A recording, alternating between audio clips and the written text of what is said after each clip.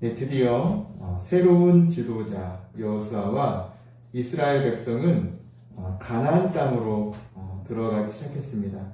이 3장에서는 가나안 땅을 들어가는 첫 관문인 요단강 도하가 그려집니다. 오늘 본문을 통해서 하나님께서 어떤 방법을 통해서 이스라엘 백성이 요단강을 건너게 하셨는지를 자세히 알 수 있습니다. 그 과정을 한번 살펴보겠습니다. 3절 말씀을 먼저 읽겠습니다. 백성에게 명령하여 이르되 너희는 레위 사람 제사장들이 너희 하나님 여호와의 언약궤 매는 것을 보거든 너희가 있는 곳을 떠나 그 뒤를 따르라. 먼저 이스라엘 백성들에게 여호와의 언약궤의 뒤를 따르라고 명령합니다. 하나님의 율법에 따라서 이 하나님의 언약궤는 레위 사람들이 메고 가야 했습니다. 그래서 율법에 따라 레위 사람이 언약궤를 메고 앞장을 서고 이스라엘 백성들이 그 뒤를 쫓아가도록 한 것입니다. 그런데 하나님께서는 그냥 쫓아가라고 하신 것이 아니라 그것도 2000규빗의 거리를 두고 따르게 하십니다. 2000규빗을 오늘날로 말하자면 약 900m 정도가 되는 거의 1km에 가까운 거리입니다. 이렇게 멀리 거리를 두고 언약궤를 따르게 한 이유는 이 언약궤가 너무나도 거룩했기 때문입니다. 이 거룩한 언약궤를 맨 제사장들이 한참을 앞서서 지나가고 또 이스라엘 백성들이 멀리서 그 언약궤를 바라보면서 그 뒤를 쫓아가게 한 것이죠. 아마도 모든 이스라엘 백성들이 언약궤가 멀리 있었기 때문에 모든 이스라엘 백성들이 언약궤가 먼저 나가는 모습을 지켜볼 수 있었을 것입니다. 그런데 이스라엘 백성들을 향한 또 다른 명령이 있었는데요. 그것은 5절 말씀입니다. 제가 읽겠습니다. 여호수아가 또 백성에게 이르되 너희는 자신을 성결하게 하라. 여호와께서 내일 너희 가운데에 기이한 일들을 행하시리라. 네, 자신을 성결하게 할 것을 명령하셨습니다. 왜냐하면 하나님께서 내일 기이한 일들을 너희 가운데에 행하실 것이기 때문입니다. 그러므로 너희는 성결해야 한다는 것이죠. 여기서 성결해야 한다는 뜻은 외적으로 성결을 말한다면 그것은 옷을 빠늘거나 여자를 멀리하거나 혹은 남자를 멀리하는 그런 것을 의미합니다. 근데 여기서 요단강 도하를 앞두고 하나님께서 스스로 성결하게 하라는 명령은 이 외적 성결뿐 아니라 바로 내적 성결, 신앙의 순결을 명령한 것입니다. 이것은 바로 전적으로 하나님을 신뢰하도록 하여라 라는 명령과 같습니다. 전적으로 하나님을 신뢰할 수 있도록 너희의 신앙의 순결함을 가져라 라는 명령으로 이해할 수 있습니다. 자, 요단강을 도하하는 이스라엘 백성에게 요구된 것은 그렇다면 이렇게 두 가지로 요약할 수 있습니다. 첫째, 언약궤를 따르라. 둘째, 자신을 성결하게 하라. 이러한 하나님의 명령은 요단강을 건너는 데 필요한 것이 무엇인지를 분명하게 보여줍니다. 그리고 이것은 앞으로 진행될 가나안 땅의 정복 전쟁에서 하나님의 백성들이 가져야 할 자세에 대해서 알려주고 있습니다. 이 언약궤는 다름이 아니라 바로 하나님의 임재를 상징하는 것이었죠. 이 언약궤가 앞서간다는 것은 하나님께서 이스라엘에 앞서서 가신다는 것입니다. 가나안 땅 정복 전쟁에 있어서 이 모든 것을 하나님이 앞장서서 이끌어 가신다는 것입니다.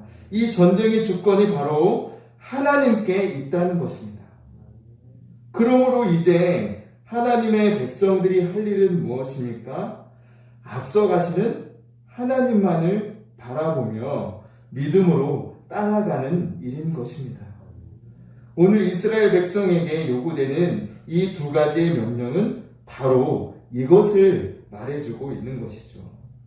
14절, 15절 말씀을 읽겠습니다. 백성이 요단을 건너려고 자기들의 장막을 떠날 때에 제사장들은 언약궤를 메고 백성 앞에서 나아가니라. 요단이 곡식 거두는 시기에는 항상 언덕에 넘치더라. 궤를 맨 자들이 요단에 이르며 궤를 맨 제사장들의 발에 물가에 잠기자. 네, 14절, 15절에서는 실제 요단강을 건너는 모습을 그려주고 있습니다. 먼저 언약궤를 맨 제사장들이 이스라엘 백성들 앞에 나아갑니다. 그리고 요단강을 건너기 시작합니다. 그런데 오늘 본문 말씀에서 요단강을 건너는 이 상황이 아주 심상치 않다는 것을 알 수 있습니다. 먼저는 요단강이 언덕에 넘치는 시기라는 표현이 되어 있죠. 요단강이 곡식 거두는 시기가 바로 우리나라로 말하면 장마철입니다. 요단강의 물이 가장 많은 시기였던 것이죠. 이렇게 넘실넘실거리는 물을 향해서 하나님의 언약궤를 맨 제사장들이 먼저 나아가고 있는 것입니다. 근데 여기서 중요한 기록이 있는데요. 중요한 사실이 있는데요. 그것은 제사장들이 발이 물에 잠겼다는 것입니다. 이것은 이전에 홍해를 가른 사건과는 확연히 다르다는 것을 알려줍니다.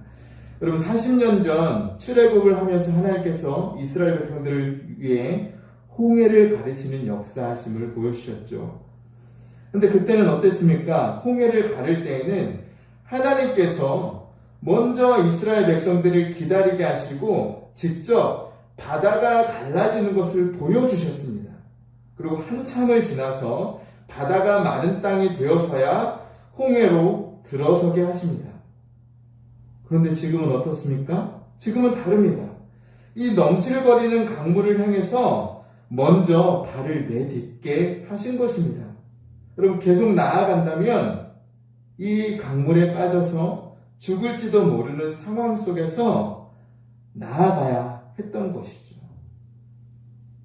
그러고 나서 이들이 강물에 발을 잠겨서 물에 적시고 나서야 하나님께서는 역사하셨습니다. 16절, 17절 말씀입니다.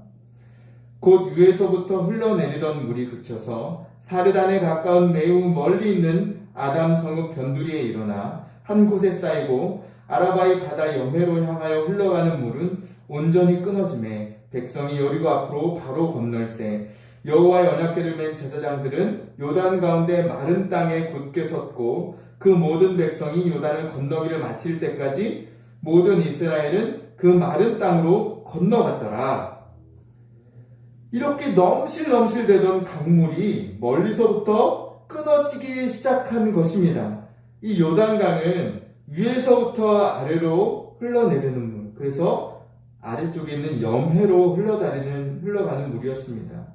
그런데 이 제사장들이 강물에 발을 넣고 건너가기 시작하자 저 멀리서부터 물이 쌓이기 시작했습니다. 그리고 이제 완전히 강물이 끊어진 것이죠. 물길이 완전히 막히고 이스라엘은 이제 마른 땅이 된 요단강을 건너가게 됩니다. 이스라엘의 믿음의 발걸음에 하나님께서는 신실하게 역사하신 것입니다.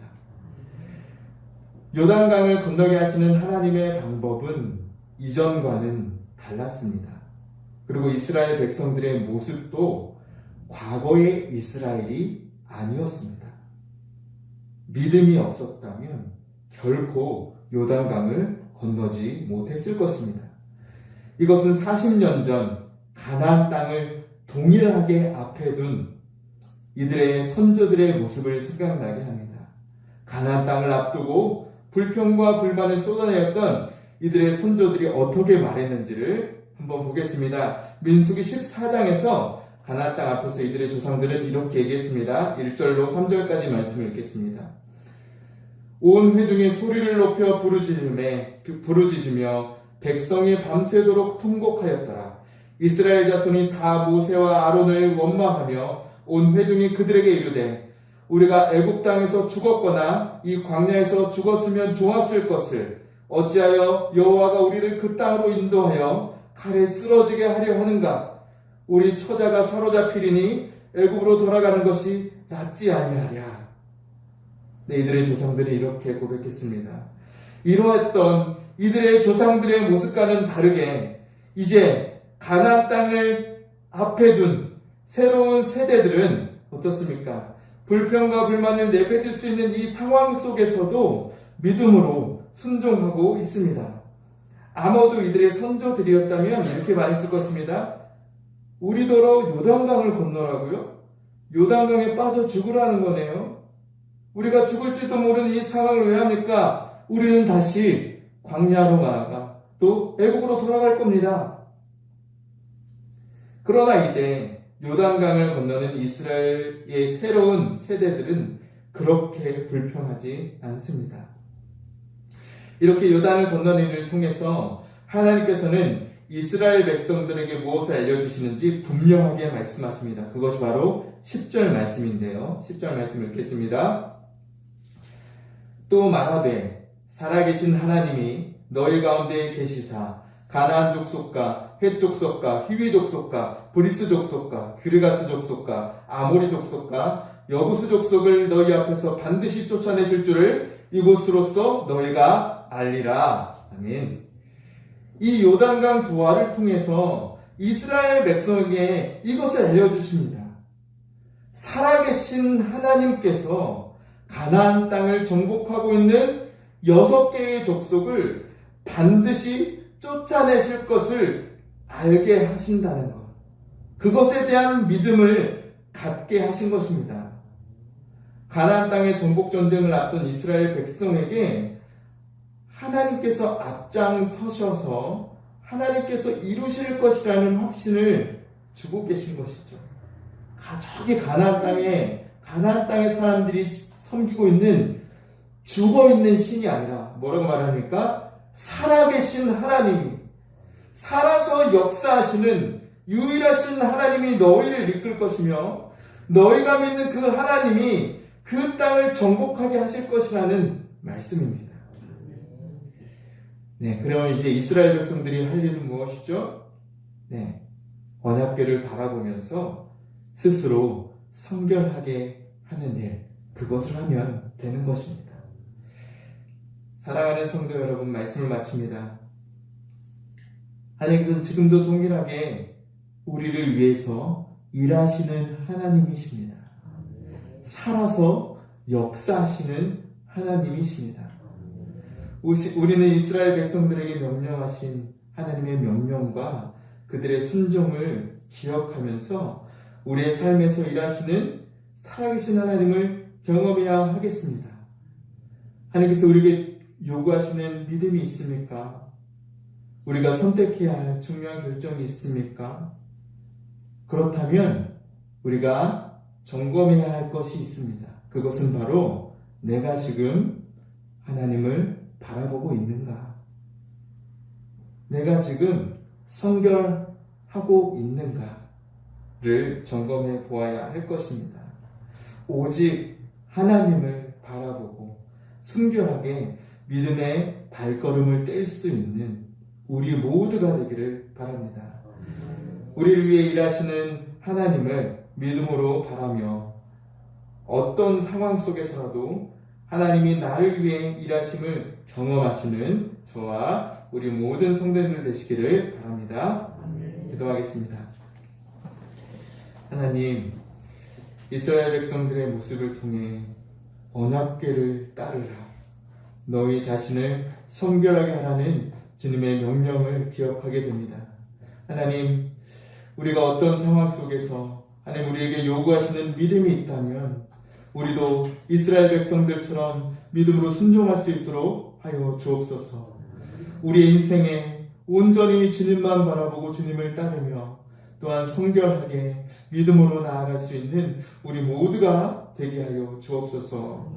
오늘 하루를 살며 하나님의 일하심을 경험하는 저와 우리 모두가 되기를 간절히 원하오며 이 모든 것 살아서 역사하시는 예수 그리스도의 이름으로 기도하옵나이다. 아멘.